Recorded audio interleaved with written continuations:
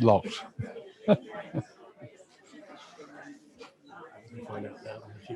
Yeah. Oh, right. Okay. Yeah, I better take my stuff out actually in case I struggle to get back in.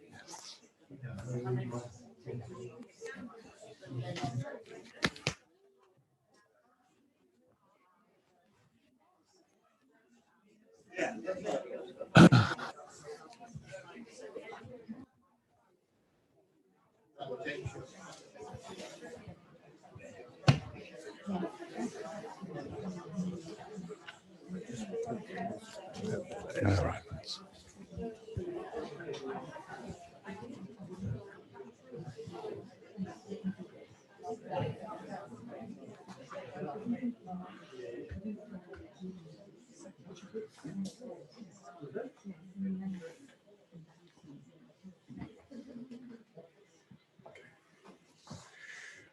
Right, let's start. Good evening, ladies and gentlemen. Thank you for all coming out tonight. I hope you can all hear me. This is coming through the PA system. Excellent. My name is Nick George. I'm the chairman of Arts Richmond, and this is the first of the three Richmond Literature Festival events that we're hosting, and it's going to be a good one. So well done for coming. You've come to the right place. Richmond has an incredibly diverse and high quality arts sector. Guess what? Most of it's delivered by volunteers. We have an enviable voluntary arts sector, of which the organisation I represent, Arts Richmond, is really the jewel in the crown. Has been around since 1966. My own arts group, that's fine. My own arts group, Instant Opera, is an affiliate of Arts Richmond, and we've just put on actually last September a grand opera gala just over the road in Richmond Theatre, as a welcome back to the pandemic. So we're doing La Bohème next in Teddington, and you can pick up some details at the front there. So we're delighted, really, all of us involved in the arts, that arts is coming back to life again in Richmond. We're all back, we have real audiences again. What a wonderful feeling it is to see people in the flesh again, and to enjoy people's works, our artworks, whatever they are. And that's what we do at Arts Richmond, to support the great diversity we have. And not least during the pandemic, when we managed to keep events going online, and even inventing some innovative new events in the process. So now we're adding those to our normal in-person events, and we'll be doing those going forward as well, like Talking Lockdown. I don't know if any of you saw that we started last May. So I would not be doing my job as a chairman if I didn't encourage you all to become members of Arts Richmond.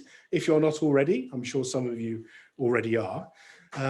We are almost completely reliant on an incredible treasure trove of our members and affiliates, as I say, my own group being one of them, which now number into the hundreds. We promote their exhibitions, events, competitions, outings, and we support them in any way we can. And now has never been more important as we've come back to the real performing world. We also put on an annual program of our own high quality events throughout the year. The most recent one was called Radio Plays, just a few weeks ago. And next year we can look forward to the Young Writers Festival, which was a really high quality event of writers from school putting and dramatising their events on the stage. And that'll be on in the Exchange in March. So we put these events on as well as support our members throughout the year. And this is one of those. Arts Richmond is run by a highly talented team of volunteers, all fanatically driven volunteers, and we operate on very modest funding indeed. So they do a remarkable event the year round. And of course, we're keen to encourage more. If you want to join us or help us in any way, then do check us out on our website, and we'd be delighted to welcome you. So if you are interested in finding out more about us, or indeed on some of the more events which are going to be taking place, because we advertise those, then you can grab a copy of our newsletter at the door. see what you think. As I say, we'd love to welcome you all as members. And also, please check out our website, artsrichmond.org.uk, and our Twitter. We are very active on social media. We do a lot on social media. You may be interested, we do a £10 taster membership as well. So that's a good way of joining the fold. So enough about us, and on to our superb distinguished guest this evening, Steve Richards, which I know you're all looking forward to welcoming. Steve Richards is one of the most highly respected political journalists in the UK, with excellent connections across the political spectrum, as well as the media. He regularly presents The Week in Westminster on BBC Radio 4 and has presented the BBC radio series on Tony Blair, Gordon Brown, David Cameron and Theresa May. He has written for several national newspapers, including The Guardian, The Independent and The Financial Times. And Steve also presents the popular political show Rock and Roll Politics each year at the Edinburgh Festival and across the UK. He's just been telling me about his kind of road shows all over the UK, which sound amazing. I think his most recent event actually was at Barnard Castle. So there's a bit of source material there, perhaps, earlier this month, and is going to be performing at King's Place on the 9th of December. So I'm sure you're not surprised to hear that he also has a weekly rock and roll politics podcast, I beg your pardon. Steve is going to present an analysis this evening of his book, The Prime Ministers We Never Had. This recently published book is a fascinating history of the almost men and women in UK politics. It's a piercing and original study which looks at 11 prime ministers that we never had. It is an exploration of failure and success and sheds new light on some of the most compelling characters in British life. The reviews have been brilliant. From Andrew Marr, excellent. Steve Richards is one of the shrewdest political commentators we have. From Alan Johnson, with Steve Richards applying his deep knowledge and firm political grasp, we get a book that is entertaining and elucidating. And John Sopel, a story of slamming doors and sliding doors. I like that one. Terrific insights on the great prime ministers we didn't have from one of the shrewdest political commentators we're lucky to have. We're going to have some time for a Q&A, questions afterwards, and of course the opportunity to buy the book itself, and Steve has kindly agreed to sign copies as well. So without further ado, it gives me great pleasure to welcome Steve Richards to the stage.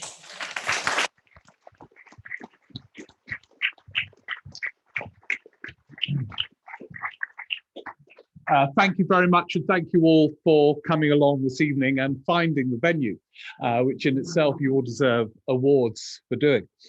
If it's okay with you, I'll talk for a bit on the prime ministers we never had, and then we can have a wider discussion.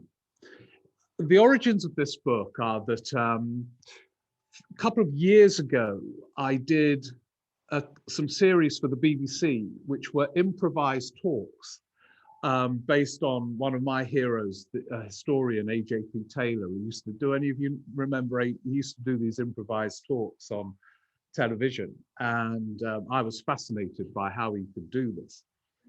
And so I now do it myself. This is an example. And I did one on the prime ministers and wrote a book, The Prime Ministers from Harold Wilson to Boris Johnson. But I also did some talks on prime ministers we never had.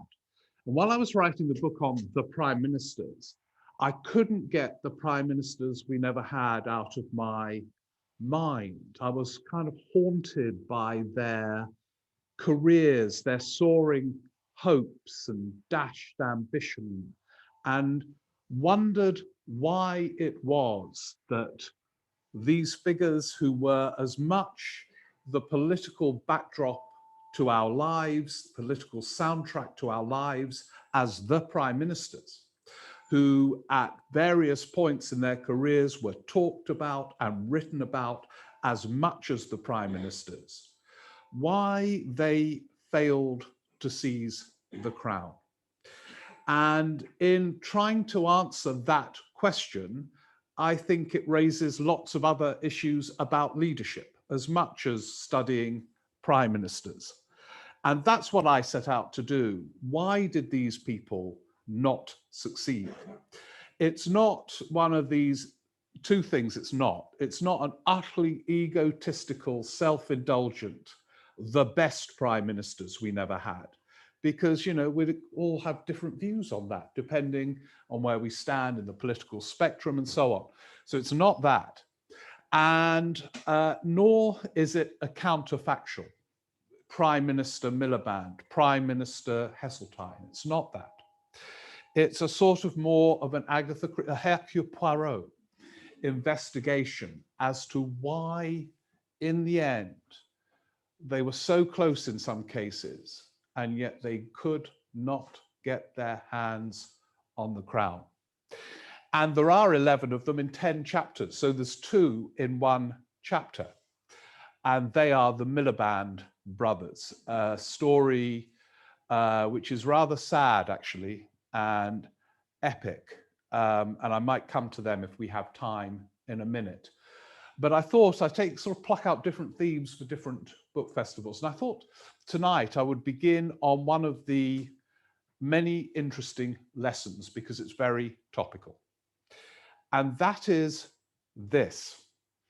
And Rishi Sunak, take note.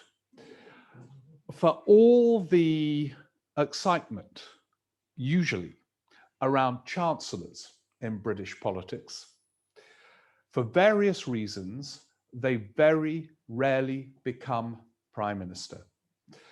So at the moment, every time Sunak crosses the road, it's seen as a leadership bid. And people feverishly talk. If he gives an interview, look at Sunak, you know, if he drinks coffee in his warmed up coffee mug, this is all the Sunak brand being prepared for leadership. And yet, look at the prime ministers we never had. By the way, the criteria for inclusion, and it's a dubious honor to be included in this book, are twofold. One, at some point in their career, they would have to have been perceived to have been a likely prime minister. Secondly, they have to have had a feasible chance of getting it. Those are the criteria. So let's look at some of the chancellors who were seen absolutely as the likely next prime minister. And there are many of them, all of whom didn't get it. Beginning with the first one in the book, Rab Butler. He had many cabinet posts and was in many ways a brilliant reforming minister who would have been, when you look at some of the prime ministers who arrived with no experience at all in the top job. Blair, no ministerial experience. Cameron, no ministerial experience. Thatcher, actually, education secretary for 3 years. Butler, junior minister presiding over the semi-independence of India in his very young age in the 30s, reforming education secretary, reforming Tory party chair, then a chancellor, regarded as successful in stabilizing things in the post-war period when things were very stormy in the British economy. He did other jobs as well, Home Secretary and all the rest of it. He didn't get it. Fast forward, Roy Jenkins. There he was, the great reforming Home Secretary, then promoted to Chancellor. And having succeeded Jim Callaghan, who was traumatized by the pound's devaluation, Jenkins came in and was immediately hailed as the great success of that Labour government, stabilizing the economy, having introduced his radical reforms as Home Secretary. And from the late 60s onwards, multiply the speculation about Sunak by 50. Jenkins was going to topple Wilson, who had, although he had won a landslide in 1966, there he was by 1968, 69 in deep trouble. And all the speculation was around Jenkins, to the point. The Mirror were clamoring for Jenkins to take over. And Wilson had to address the speculation. It was so feverish. And during a speech, a May Day rally in 1969, Wilson said this: "You may be wondering what has been going on over the last few weeks." For those of you who don't know Wilson's voice, that was it. I haven't gone bonkers. That's how he spoke. "For those of you wondering what's been going on over the last few weeks, I'll tell you what's going on. I'm going on." And he did. And Jenkins never got it. Fast forward, Healey, Chancellor, from 1974 to 79, during some of the stormiest periods of British economic history since 1945. A figure of towering intellect. He spoke languages, he read poetry, he could quote an entire Iris Murdoch novel off by heart. And there he was. When the vacancy finally arose in 1980, the entire media virtually, and quite a big part of the Labour Party, assumed Healey would get it. It went to Michael Foot. Fast forward again to Ken Clarke in the 1990s. There he was in John Major's tottering government. Well, John Major was tottering. And so many thought Clarke, the popular chancellor, would be the next prime minister. And indeed, Clarke, who, as you all know, is an avuncular, exuberant person at ease at Ronnie Scott's jazz club and drinking a bottle or two of wine, as he is or was in the House of Commons, he too dared to hope. Indeed, he said recently that his hobby late in life was fighting and losing Conservative leadership contests, because there again was another chancellor who didn't get it. Why? Think of those people: Butler, Jenkins, Healey, Clarke, big figures, popular figures in their time at different points anyway. In fact, Healey was very interesting because he was implementing a load of unpopular measures, big spending cuts. And yet somehow or other, his exuberance managed to make him popular with the voters. So there's a classic thing. In a way, it sort of preempted Boris Johnson. Healey, in 1978, went on Bruce Forsyth's Generation Game. Bruce Forsyth, you may remember the Generation Game. One of the games was 8 celebrities were disguised as Father Christmas, and you had to work out who each of them was. And Bruce Forsyth said when the third Father Christmas was, "All right, take off your hat, take off your beard, let's see who it is." And it was Healey, this chancellor who just cut £8 billion off education spending. Huge applause, like Johnson got for doing Have I Got News for You. But he didn't get it. Why? Why? It's the question I keep on asking in the book. Why? About many themes, but this is one of the ones I've chosen for tonight, and I say of relevance to Sunak, of relevance to the way we view politics, actually. And there are several answers, but here are, I might try 3. The most fundamental is this, with much wider application. Prime ministers appear far more vulnerable than they are. They themselves believe that they are vulnerable. Johnson is as neurotic as any of them. Gets up in the way, where's the league table of popular politicians amongst Conservatives? Why am I third? Sort of, what's Sunak up to? There's a sort of chronic insecurity. And politicians think prime ministers are vulnerable as they dare to hope that they will succeed. Sunak at the moment. Liz Truss, promoted to the Foreign Secretary, dares to wonder, is this my route to the very top? Here is the twist, that although their lives as prime ministers are accompanied by seething speculation that they are about to be toppled, they rarely are. So let's take the Wilson thing. 69, I'll tell you what's going on, I'm going on. And he went on for another 7 years. Throughout that period, he was paranoid and had good cause to be paranoid. He was surrounded by big figures, but he fought after that Jenkins period of feverish speculation, 3 more general elections. He lost in 70, then he fought 2 in 74 and won them both, just, but he won them both, and a referendum on Europe. Fast forward again, John Major. He was tormented by fear of being toppled by especially Michael Portillo, another prime minister we never had in this book. He's now known as a person in a pink jacket on trains. But in the mid-1990s was the great hope of the Thatcherites to Major's tormented despair. And Portillo's 40th birthday party was a glittering event. Thatcher spoke, "We have great hope in you, Michael." It couldn't have been more clear. She was endorsing him as the next Tory leader to remove this wimp Major. By the way, the Portillo arc is one of the most fascinating, I think. He returned to the House of Commons, having been defeated in 1997, a different person, not wholly changed in his politics, but different. And for all the speculation about Portillo and his unquestionable ambition, he only fought 1 leadership contest, and that was in 2001.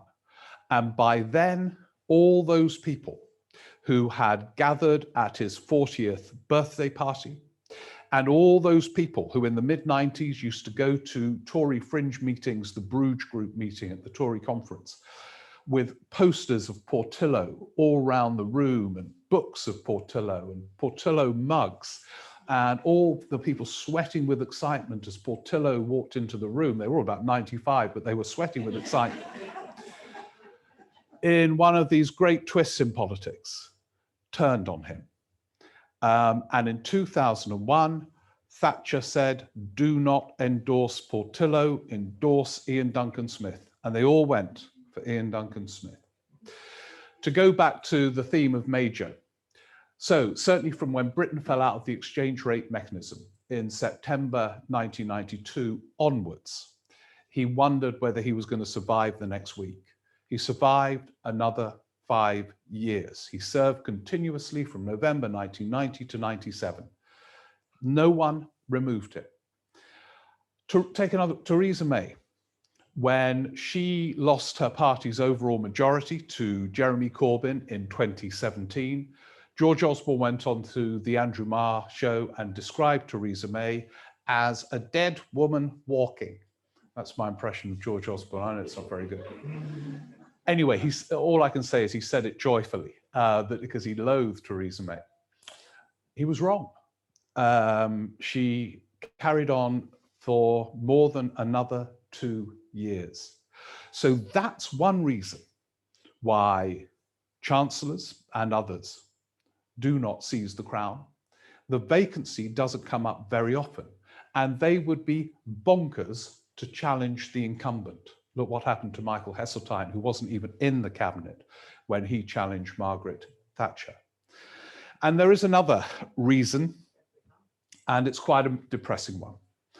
And that is this: those who have had weighty cabinet careers are highly qualified to be a prime minister. I think it really helps to have had a weighty cabinet career. And yet the very weightiness disqualifies them from getting the top job, because they've alienated too many people in their party.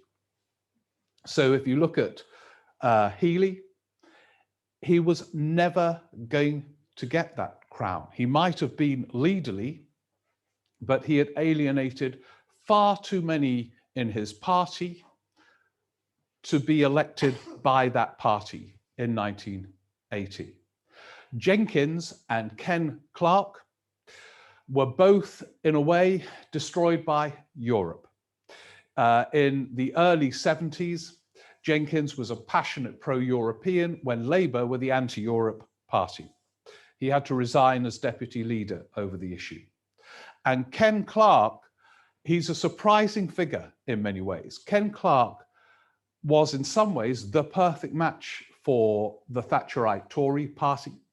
He agreed with Thatcher on economics. He was pretty Thatcherite on economic policy. He agreed with her and the party on public service reform, but famously, he was at odds with his party, like Jenkins, on Europe, and it became impossible.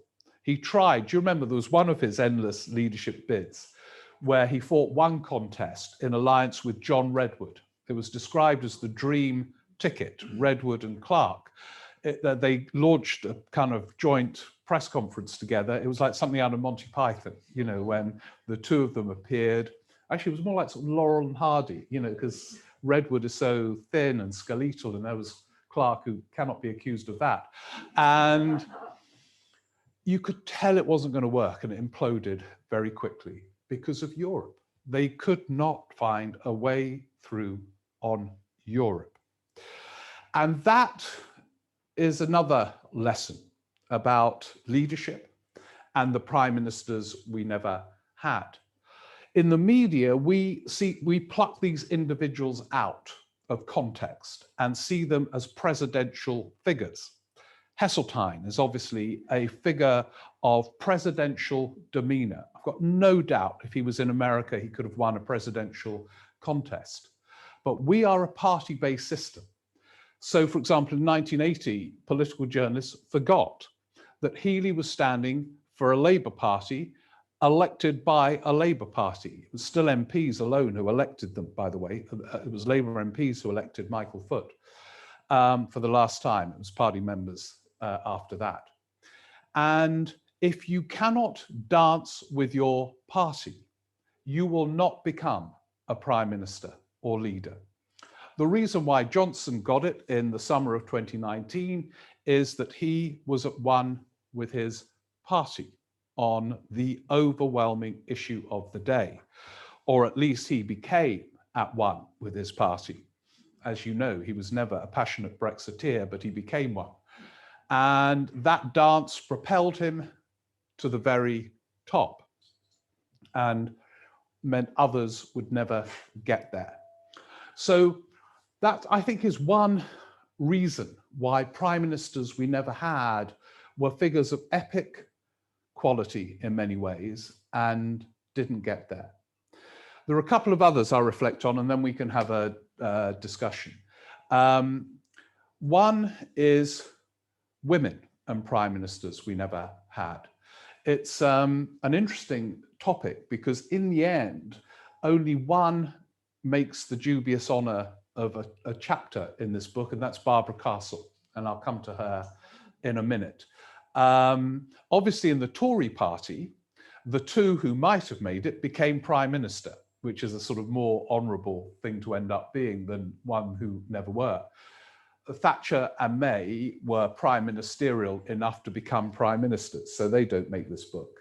And there's no other person in the Tory party over in the time frame of the 50s to now who meet remotely the criteria of being seen as one and had the chance to be one. The Labour Party, it's more complicated and quite interesting. Some people have said to me, why isn't Harriet Harman in there? Why isn't Margaret Beckett in there? Why isn't Shirley Williams in there? I write about all three in great depth in the introduction, but they don't make the chapter because in each case it's very interesting. Shirley Williams is fascinating. During her career, she was one of the most popular politicians in Britain. And yet, bizarrely, she kept on losing her seat. And there was this odd disconnect between, so she lost in 1979. If she had kept her seat, she might have been a big player. She would have been a big player in the civil war that erupted in the Labour Party. She was anyway, but from outside the House of Commons. She joined the SDP. And then she lost her seat again. She won the by-election in Crosby for the SDP and then lost it in 1983. So she was never in a position, by the way, to be a leader. I'll tell you one really useful thing to have, a seat with a safe majority. It's almost an essential condition, I think. So she didn't qualify, although there were times when Harold Wilson thought she might be the next Labour leader. He told that to Barbara Castle, who was furious. And Harriet Harman never stood for a Labour leader contest. She won the deputy leadership contest. And I think to her regret, she never stood in 2010 when she might actually have won. Ed Miliband won that contest. So she never stood. So why is an interesting question, which she has reflected on. She's come to regret not standing in 2010, but she didn't. She never really wanted to be leader at the time when she had the chance. And Margaret Beckett, who I think would have been quite a good prime minister, she was the one who went back furthest, you know, had experience of the 70s and things, which were a distant memory for most of those in that new Labour era. But her one chance was after the death of John Smith in 1994.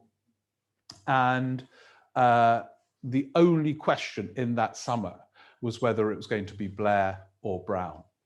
And we all know what happened there and the fallout of that. Though I have to say, by the way, my thesis about chancellors is broken by Brown, which shows how willful he was. It was an act of incredible focus and patience, although he was impatient a lot of the time, that he moved from being the longest serving chancellor for Labour to number 10. Although when he got there, he went through various forms of hell, as we all know. The only other chancellor who's done it in this time span is John Major, but he was only chancellor for about a day before the vacancy arose and he took over from Thatcher. There are many other themes. The perception of ambition undoes potential prime ministers. Portillo and Heseltine, there was too much frenzy around them. And Heseltine, who resigned from the cabinet in January 1986, spent too long on the backbenchers being perceived as plotting to go for the act of regicide, which he finally did many years later in November 1990. 4 years of every interview. Do you want to be Prime Minister, Michael Heseltine? It's too much. And the same in a way with Portillo, though there were other reasons for Portillo's bizarre political arc. And I'll just reflect briefly on one other thing, which Keir Starmer needs to be aware of, and probably is, that moving from opposition for Labour into government is a mountainous challenge which few succeed in climbing. So in terms of overall majorities, it's happened only twice. In 1964, when Wilson won an overall majority, and 1997, when Blair won a landslide. Look at the others. Some of them feature in the book. Ed Miliband, Neil Kinnock, both of whom dared to dream. Indeed, Ed Miliband, on the night of the 2015 election in Doncaster, spent the evening writing out his entire government, not just the cabinet, all the junior posts. And then they switched on the telly and the exit polls said that Cameron was going to win an overall majority. A moment that Ed Miliband still hasn't got over. And in the context of his battles with David, it became even more traumatic. Some of the prime ministers we never had were much happier in their afterlives than the prime ministers. Some weren't. And those who weren't were those who felt a great sense of personal rejection.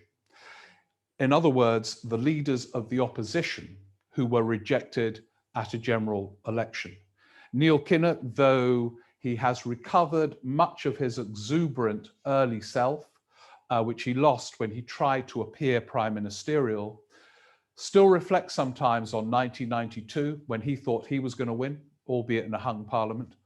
And he said, I realized people didn't bloody like me. And that is tough to take. And in each case, Kinnock and Ed Miliband, you could see the trauma being played out. Neil Kinnock lost loads of weight after that 92 election. And Ed Miliband, I can speak from direct observation, is on a fitness regime of mind-boggling proportions. in North London, there are these ponds in Hampstead, the Hampstead Ponds. And Ed Miliband, who'd never done any physical activity in his life, he now swims all year round. And in February, he's still in there for about 20 minutes. Well, he comes out, look, bluer than any blue rosette of a Conservative. The lifeguards are alarmed. And he does the park run in Finsbury Park. And when he began, it was 34 minutes. He now does it in under 24. I mean, it's a sort of, but this is all a reaction to the trauma of defeat.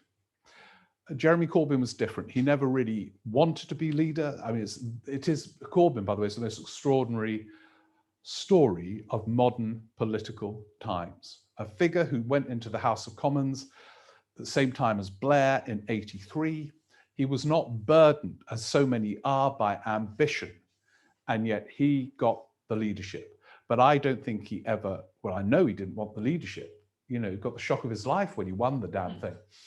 And I think there was a bit of him in December 2019, relieved when he didn't get it. But he too will feel that sense of rejection. So Keir Starmer feels the need to kick him around. There's no need. The electorate have kicked him around. And the losers in elections are tormented. Others are happier. Jenkins wrote books on Gladstone and Churchill and influenced Blair on one level for a short period of time. Although he says the key to this, he does it now because he's dead, but he's written in his autobiography, he thinks he wasn't ruthless enough. He says that's the key if you want to seize the crown, an absolute brutal ruthlessness. And he used to reflect, I really am not like Margaret Thatcher or Lloyd George, who seized the moment with a brutal ruthlessness. He senses that in the late 60s in particular, if he had been brutal, he could have got it. I think he's completely wrong. If he had challenged Wilson then, Wilson would have won, I suspect. And his career would have been in a sort of really precarious place. Jenkins, by the way, is the only one who is a prime minister we never had for two parties. Because when he became leader of the SDP, there was a period in the early 80s where he, again, dared to hope that they were going to break the mold of British politics. And he, although, you know, a historian with context about the challenges of breaking through, had a long discussion with Bill Rogers, a bit like the conversation Ed Miliband had with his advisors about his government. And he said to Bill Rogers, Bill, I want you to be my chancellor in our first government to go. And of course, it never happened. Although he did get the title Prime Minister Designate in the 1983 election. So he did get the title Prime Minister. So there we have it. What an extraordinary range of characters who, as I say, were as much the backdrop of our political lives as the prime ministers. And yet, number 10 was one place they never got to. Thank you for listening. Let's have a conversation. Thank you.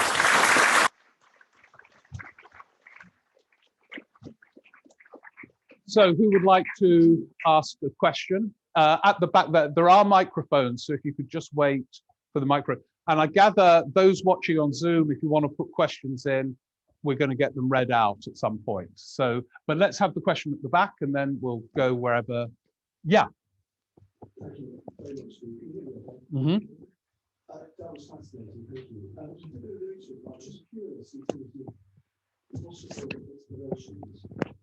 You mentioned that it's difficult for prime ministers to move on to open the opportunity, which means often the opportunity is created by a loss of an election, and a union becoming a loss of an election.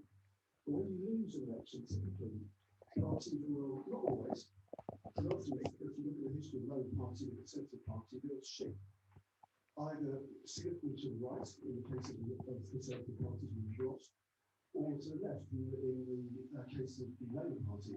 So I wonder if that's part of the explanation too. You have these people who looked heavyweights, but generally quite central and centrist in their politics, but they get overtaken by the events of that shift in the party. And by the time it moves back to the centre, the next generation, like a Cameron or Blair, has turned up.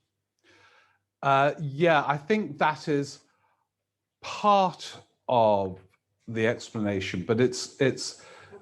I think there's another factor which explains something, which is after an election defeat, it partly depends on the majority they inherit.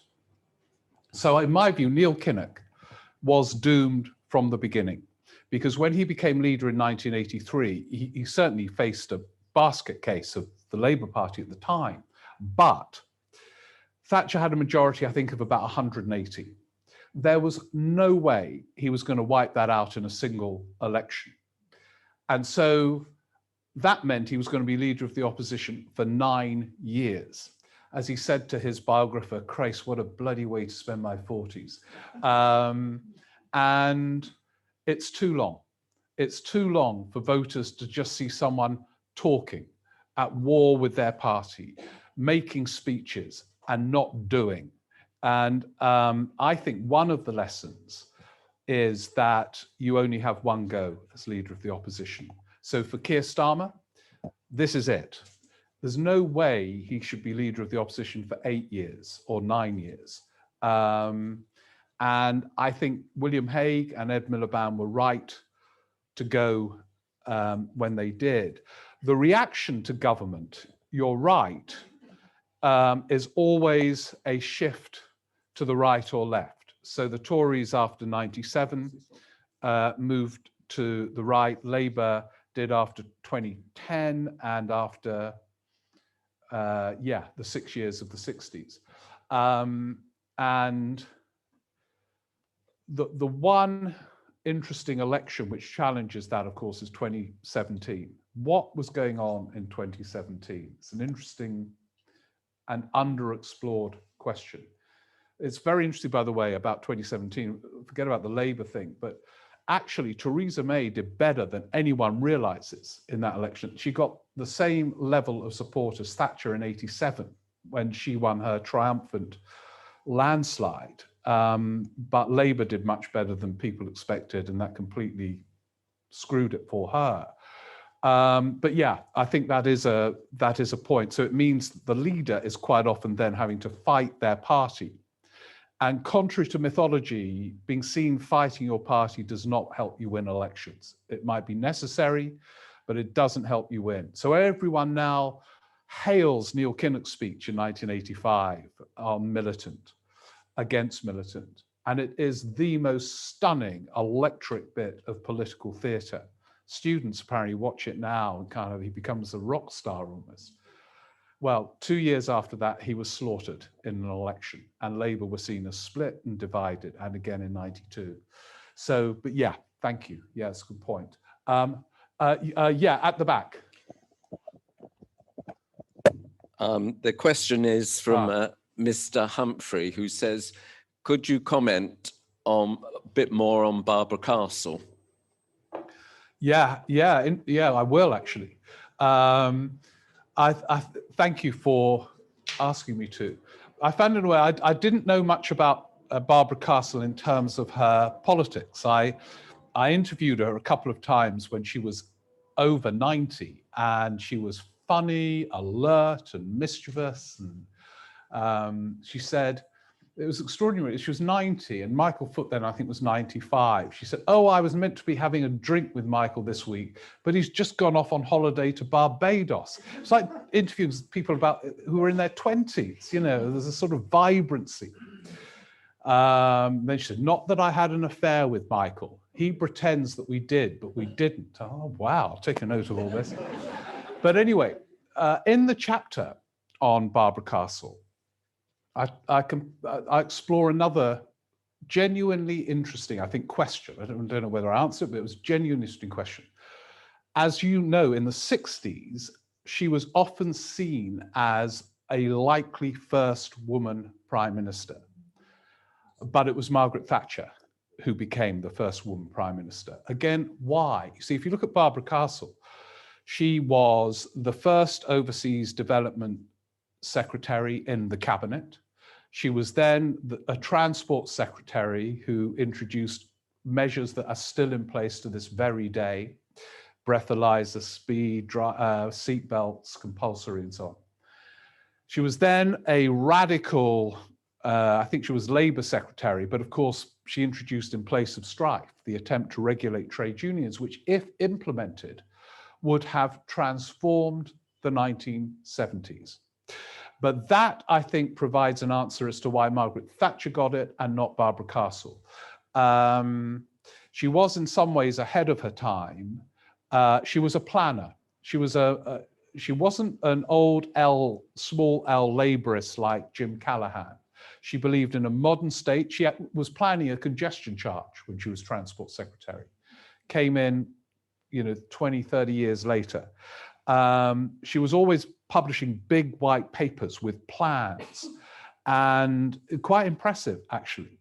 But she was politically impatient and loved the stage and rushed to project herself with these plans before doing the arduous work of winning over support in your party and the wider electorate. And in contrast, and she irritated too many. She was very charming. I really adored her when I interviewed her a few times. But Jack Straw, who I thought adored her, he replaced her in Blackburn, and she was his mentor really. But he reviewed a biography of Barbara Castle, and he was pretty scathing about Barbara Castle in terms of personality. Now, in contrast, Margaret Thatcher didn't do much before she became leader. She was her only cabinet post was Education Secretary.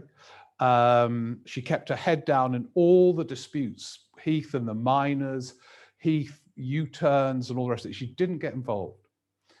And when the Tories lost 2 elections, she started to really shine in various opposition posts. And as Roy Jenkins said, she had the guts to take him on, and she didn't have baggage. Barbara Castle very quickly had baggage, as did the other prime ministers we never had. And Thatcher didn't, and she got it. And Barbara Castle, with a wider range of experience, a more charismatic performer, failed. So anyway, those are a few reflections. Thank you. Next question here. Yeah. Oh, here comes the mic. I'll speak up. Oh, Can you hear me? we can all hear you. Do you guys need that one? Thank you. I've forgotten what else was it. Oh yes, I recall it was Geoffrey Howe actually put the knife in Mrs. Thatcher. Yeah. At the end, not Heseltine. Heseltine had stormed out over something to do with the Chinook or something. Western helicopters. Yeah. And it was the least offensive chancellor. I mean, Geoffrey Howe was a very mild-mannered man, but he literally sat behind her and stuck that knife in her back. Yeah. And we all recall her in Paris. And I've forgotten who the John Sargent. John Sargent moment, yes, up on the cave. Yeah. Yeah. Yeah. And she said she'd take it through to a second vote. Yeah. She didn't win. Yeah. And I have to say, my husband worked for her in from the Cabinet Office. And so I disliked her from the moment that he didn't get home till 11 o'clock. I never saw his children go to bed, you know. Mm. So I disliked her anyway. I didn't like her politics or anything. Yeah. My husband could reveal. Yeah. So it's Geoffrey Howe. The other person I'm thinking of is Michael Portillo. Yeah. Who was a very arrogant young man. Mm-hmm. He was a junior minister or minister for defence. He was. He wasn't the Secretary of State, he was the minister. So he was number 2 in defence, but was a very aggressive young politician. Yeah. And I always thought it was very arrogant of him to invite Margaret Thatcher to his 40th birthday party. You know, here was she, this huge figure in the Tory party, And he, Okay, well, let's reflect on some of those things. By the way, by the end, Michael Portillo, you're right, he was a junior defence minister, but he was also under John Major Defence Secretary. And it was then that he made that crass, clunky speech about the SAS. Do you remember? You know, SAS is our motto and all this kind of thing. And it was very revealing because it was too clunky and it wasn't wholly him. He was arrogant. He was also, like a lot of these figures, more than arrogant. There was an insecure streak as well. There was a shy streak. There was an awkward streak, which exists to this very day. And there was this other dimension, which was that when he finally went back as an MP for South Kensington, he gave an interview admitting to gay affairs, which he hated doing, but knew if he didn't, it would come out. So he tried to control it, which he didn't wholly succeed in. I think he found that utterly draining and traumatic, to the point that when he stood in 2001, he was the favorite to win the leadership contest. Even though he had changed, I chronicle the change in the chapter on Portillo, that he didn't realize how much he was hated until his defeat in '97 became the emblem of the night. Someone wrote a book, Were You Up for Portillo? And he was sort of went home feeling terrible. He lost his seat and switched on, saw parties around the country cheering that he had lost, like Kinnock and Millen, terrible thing. And he reflected on how he had become this macho defense secretary when he wasn't wholly a macho figure, and changed in some respects. And so when he stood in 2001, he ached to be prime minister in the mid-90s. And remember, he famously considered standing against John Major. Phone banks were put in someone's house to prepare for his bid. And he didn't. And when he did stand, he didn't really want it. And you could feel he didn't want it.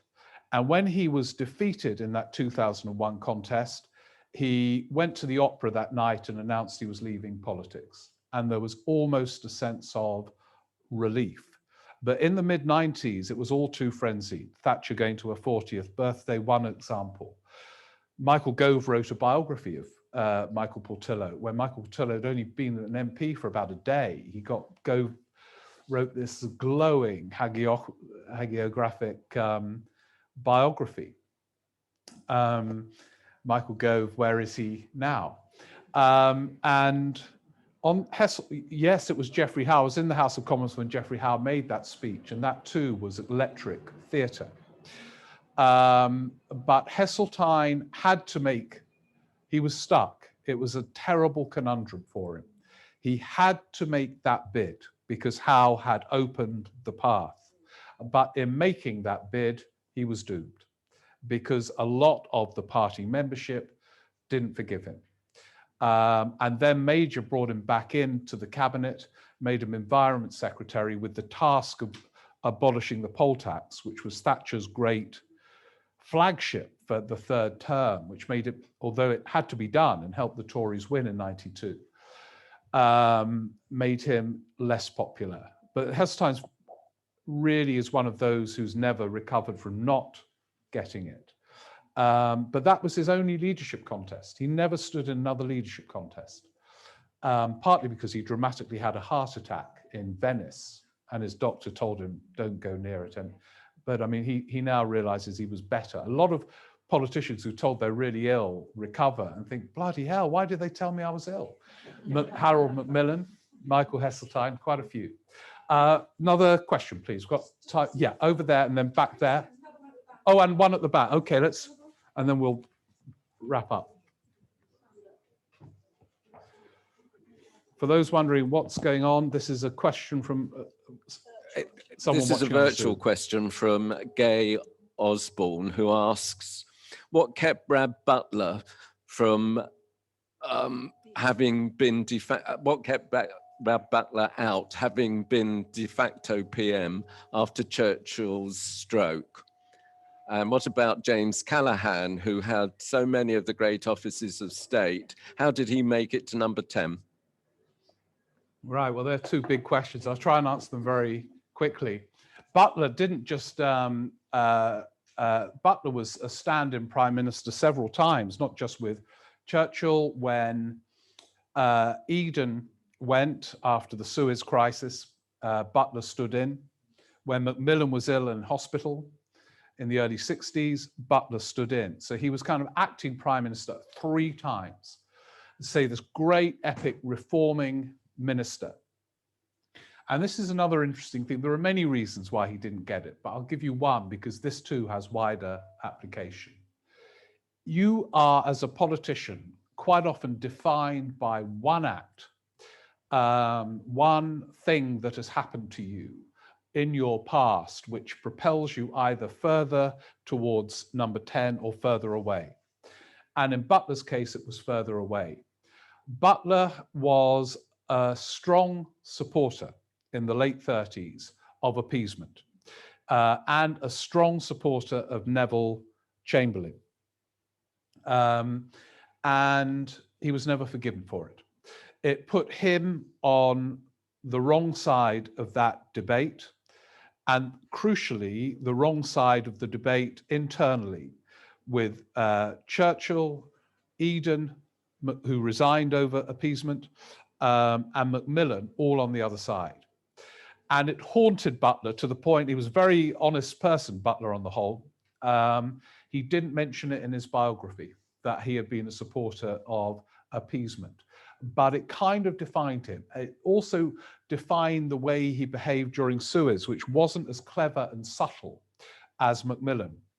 And Butler was very conscious that he had backed appeasement, so he appeared quite supportive and macho over Suez.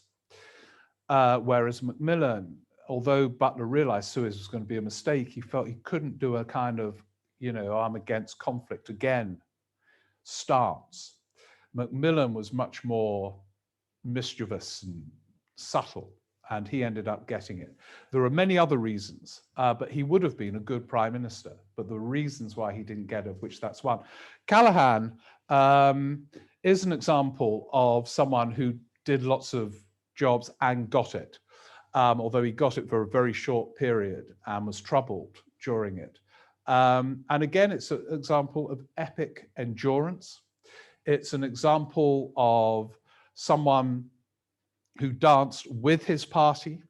He regarded himself as the figure that represented trade unions in Britain, and trade unions were increasingly powerful in the Labour Party. Wilson wanted him to get it. That always helps. And so you're right, he is an example, rare example, of someone who held a lot of posts, not always successfully. Most chancellors never recover from a devaluation. Look at Norman Lamont, you know, and others. He did, but he was removed from the Treasury right, you know, soon after that, and he thought that was really going to be it for him.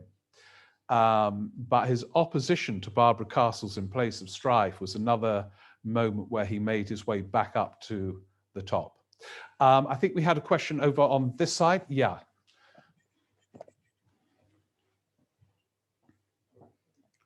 The mic's just coming if you're watching on the Zoom thing. Just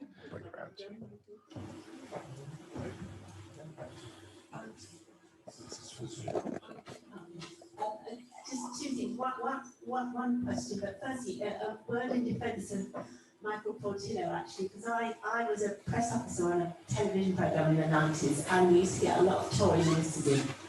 And he was the most charming man, personally charming and modest. He never seemed arrogant, and I was just a lowly press officer, he never seemed arrogant to me. So, one word in his favour. The other thing is, I don't understand why Mrs. Thatcher turned against him in 2001. Right, okay, well I can, yeah, on both things you're right. I mean, I've occasionally, do you remember that late night programme he did with Andrew Neil and Diane Abbott? And I went on a couple of times, and he had curiosity, and that's charming when people are curious. Andrew Neil and Diane Abbott are not curious, and it's very charming when someone is genuinely interested. So he could be charming, he could be arrogant too. I mean, there's no doubt in his younger period, there was well, I was going to say a steely arrogance, maybe it was an insecure arrogance. What happened with Portillo is fascinating. So when he lost in 97, he disappeared for a bit. He then went to the Tory conference that autumn, and it was the usual frenzy, you know, the return of the hero. They had to hire an entire cinema for his speech. And the speech began to indicate a change. Let's be decent, let's be socially progressive, let's, you know, not be anti-single parent. It was still economically quite right-wing, and he tried to reframe the whole Thatcher government. He said, this is what the Thatcher government did. We were generous with benefits. And he didn't mention Europe, when Europe was raging in the Tory party. And so they began to get a bit baffled. And he spent time at the conference with the Guardian, the Independent, rather than the Telegraph and the Mail. And then when he came back in, Haig, who was very wary of him, made him shadow chancellor, and he announced right away the Tories would change their policy and support the minimum wage. And he announced some other thing. And all the talk was he was moving way away from the old Portillo, sort of like David Bowie becoming another figure. And I think I say in the book, he's sort of David Bowie of the prime ministers we never had, because he changed persona several times. Anyway, Thatcher watched all of this with horror. They felt a terrible sense of betrayal, that their hero had moved away from them. And he found it very difficult when she stood up and others and said, don't go near this new version. Vote for this hardline Eurosceptic who is of our part of the party. And that's what happened. Unless there's one more, I think we've better sort of gone over an hour. Yeah, just here. Can I ask you, have the Miliband brothers patched it up? And is there any chance of David Miliband becoming the leader of the Labour Party? Well, if there were, I wouldn't have put him in the book, because they haven't patched it up, and I don't think they ever will. It's a sad story. They're two very decent people. And interestingly, unlike most of the prime ministers we never had, they didn't enter politics with a burning ambition. They weren't like Heseltine, who wrote, do you remember on that postcard, a businessman by 25, millionaire by, you know, cabinet minister, then prime minister by 50. They went into politics as half academics, half political people, son of a left-wing academic. And it was an extraordinary story. One, as you know, worked for Brown, one for Blair. And at first, I don't think they even thought about being MPs, you know, but then they got seats and became part of the Blair-Brown battle. And it was when Blair and Brown were beginning to fade, and these two were in the Commons, and suddenly people started writing columns that one of them should be leader, you know, and these quite modest people, it went straight to their heads.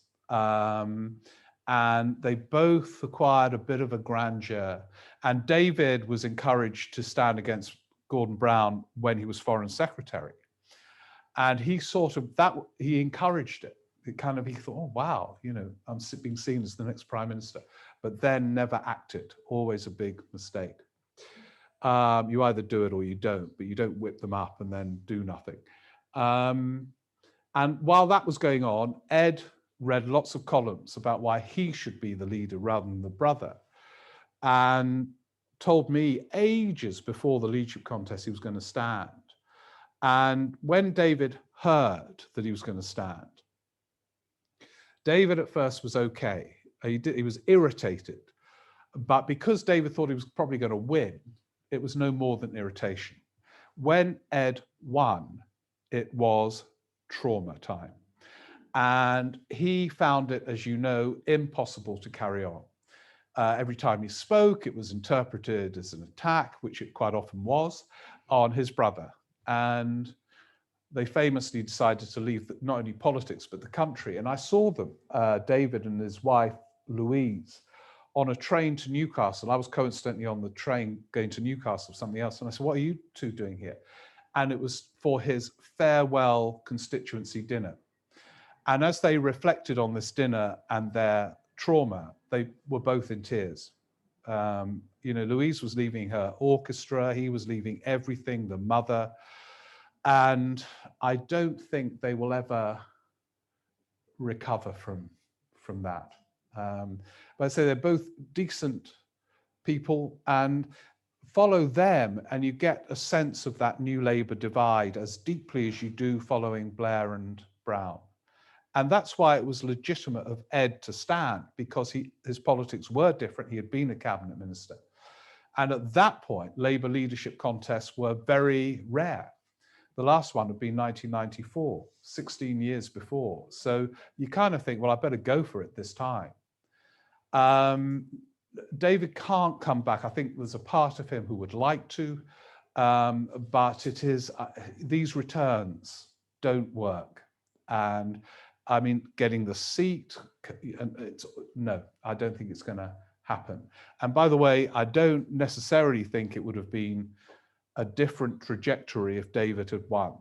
I think the presentational issues that they apply to him as well, actually. Do you remember the photo with the banana and things? I mean, they were, say, very decent, closer to being academics in some respects.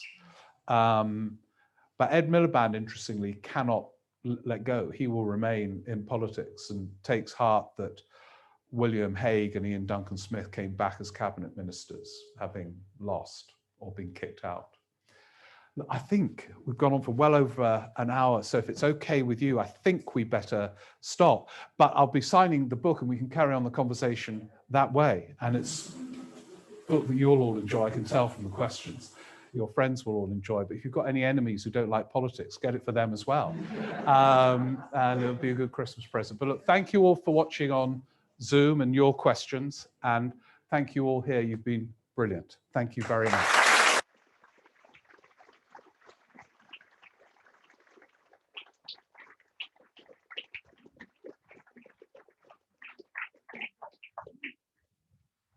Shall I sit here? Thank you. Thank you.